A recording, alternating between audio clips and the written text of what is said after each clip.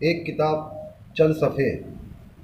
میں آج اس پروگرام میں آپ کے سامنے اپنی کتاب تجربات سے ایک کہانی پیش کروں گا، اس امید کے ساتھ کہ وہ آپ کی امیدوں پر کھری اترے گی۔ کہانی کا عنوان ہے خالی ڈبہ۔ اس کا دل پڑھائی میں نہیں لگ رہا تھا۔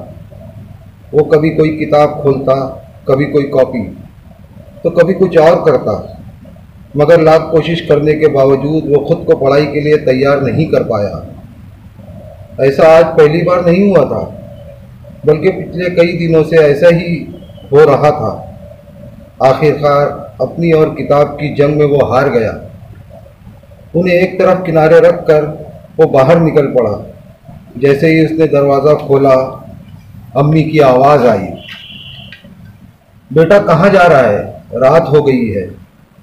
کہیں نہیں امی، بس پڑھائی میں دل نہیں لگ رہا ہے، تھوڑا سا باہر ٹہل کر آتا ہوں، اس نے آہستہ سے کہا۔ ٹھیک ہے بیٹا، جلدی آ جانا۔ وہ ٹہلتا ہوا گھر کے قریب والی سڑک پر آیا، جہاں دونوں کناروں پر دکانیں ہی دکانیں تھیں۔ رات ہونے کی وجہ سے ساری دکانیں بند ہو گئی تھیں۔ ہر طرف کوڑا کرکٹ پڑا ہوا تھا۔ دکانوں کے سامنے رکھے ڈسٹ بین نے گویا الٹیاں کر دی ہو۔ دکانوں کے شٹر سے ٹیک لگائے کئی کتے آرام فرما تھے۔ کچھ کتے کے پلے سڑک پر اچھل کود کر رہے تھے، گویا صبح ہونے والی پیٹ کی جنگ کی پریکٹس کر رہے ہو۔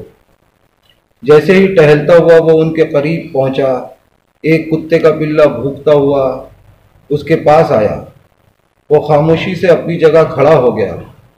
وہ کتے کا پلہ تھوڑی دیر اس کا طواف کرنے کے بعد اپنے کھیل میں مصروف ہو گیا۔ وہ خاموشی سے آگے بڑھ گیا۔ تبھی اس کی نظر ایک دکان پر پڑی جو ابھی تک کھلی تھی۔ وہ دکان کے سامنے گیا تو دیکھا کہ دکاندار بس دکان بند کرنے کی تیاری کر رہا ہے۔ وہ تھوڑی دیر کھڑا دکان اور دکاندار کو دیکھتا رہا۔ تبھی دکان کے فریزر میں رکھے ایک کولڈ ڈرنک کے کین پر اس کی نظر ٹک گئی۔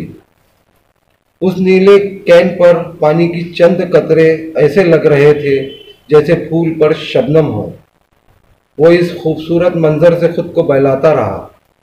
تھوڑی دیر بعد اس کین سے نظر ہٹا کر وہ آگے بڑھنے لگا تو اس کے اندر سے اس کو پینے کی طلب جاگی۔ اس نے لوور کی جیب ٹٹولی، اس میں سے 25 روپے نکلے۔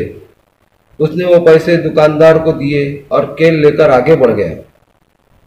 وہ کولڈ ڈرنک کا چھوٹا چھوٹا گھونٹ پیتا آگے بڑھتا رہا۔ کبھی وہ فٹ پاتھ پر بیٹھ جاتا اور پھر چلنے لگتا۔ اسے کہیں جانا تو تھا نہیں، بس کسی طرح اپنے آپ کو پڑھائی کے لیے تیار کرنا تھا، لیکن وہ ہو نہیں پا رہا تھا۔ چلتے چلتے وہ ایک پوش کالونی کی طرف چلا آیا تھا۔ صاف ستھری سڑکیں، راستوں کے دونوں جانب پیڑ پودے لگے ہوئے تھے۔ اس میں شاید رات رانی کا پیڑ بھی تھا، جس کی خوشبو اسے مسحور کرنے لگی۔ اس نے ایک گہری سانس لی اور آنکھیں بند کیے اپنی جگہ کھڑا رہا۔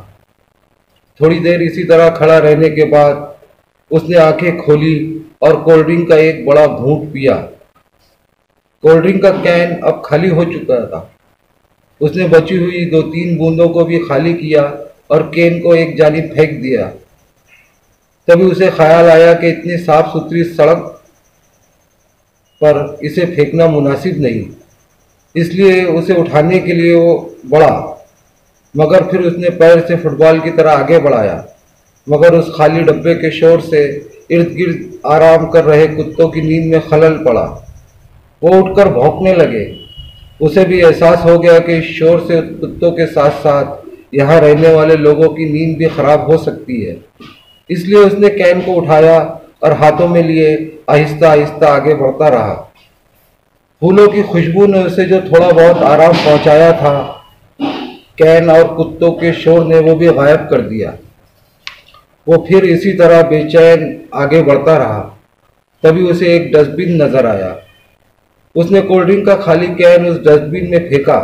کچرے کے بیچ پڑے کین کو بڑی غور سے دیکھ رہا تھا۔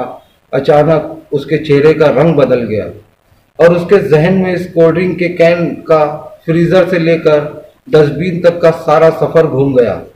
وہ چونک گیا، گویا کسی برے خواب سے بیدار ہوا ہو۔ اس نے اپنے آپ کو سنبھالا، ایک گہری سانس لی اور اطمینان کے ساتھ تیز تیز چلتا گھر آیا اور پڑھائی کرنے بیٹھ گیا۔ اس کے بعد اس نے کبھی بلا وجہ پڑھائی کا ناغہ نہیں کیا۔